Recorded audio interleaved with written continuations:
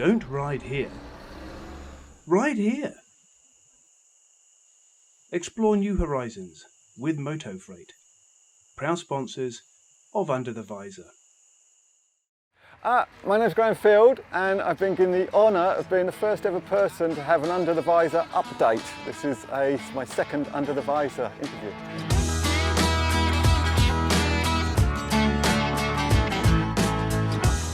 Why am I worthy?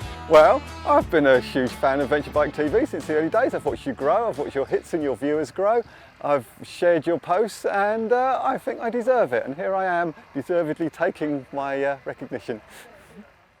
I think it's been 3 years since we last spoke and a lot has changed. There's been 2 more books, there's been a few more rides, and there's been some health issues, and there's been a relocation.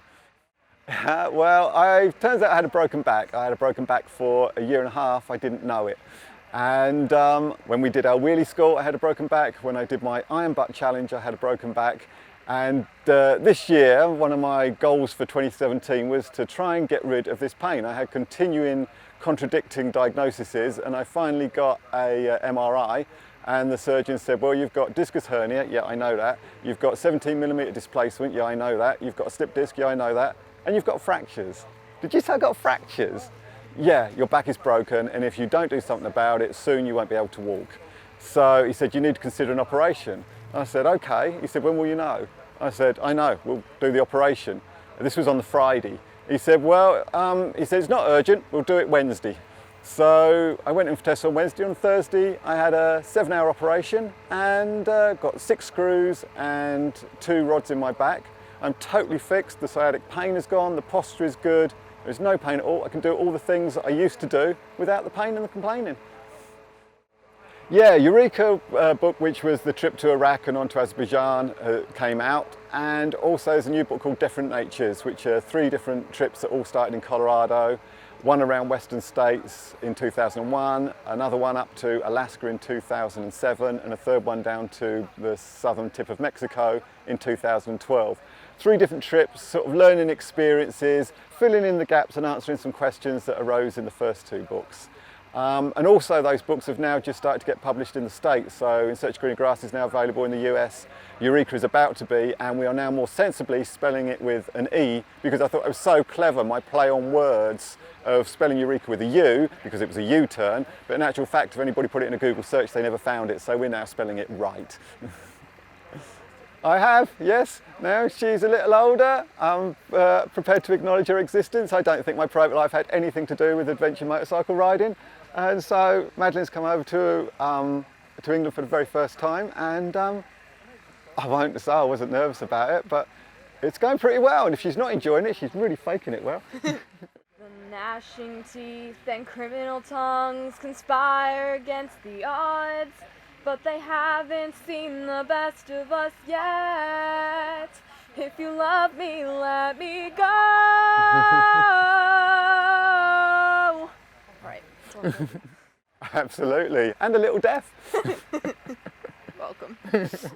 I did. In 2013, when I went to Iraq, I rode through Bulgaria and really liked it. And a couple of years ago, I was asked to go and do a presentation at Horizons Mini Meet there. And I went back and it was just as good as I remembered. And so I ended up buying a house there. I now live in a small Bulgarian village. There's a motorcyclist bed and breakfast, I suppose you'd call it, called Motor Camp. And it attracts motorcyclists from all over the world. The wonderful thing about it, Bulgaria being where it is, no one there has started their trip. They've come up from Africa, down from the UK, across from the stands. And so you get such a diverse bunch of riders, all of which have got some stories to tell because they haven't just set off. So there's this wonderful, all through the summer, there's this constant mix of different people. So I've got this constant change in social life. I've got beautiful scenery, beautiful roads, lovely climate, and no regrets. 2 years. I'm struggling to learn Bulgarian, trying as hard as I can, and even dating my Bulgarian teacher, but it's still not quite coming that easily. The question of the weekend has been, when are you going to have another book? Everybody's waiting for a 4th book. I've got the material, I've got the title, I've got everything I need. I no longer live in Essex. When I lived in Essex, it was so easy to write, there was nothing else to do. Now I live in Bulgaria, I'm having so much fun, but I will this winter sit down and hopefully by the spring of 2018 there will be some new material.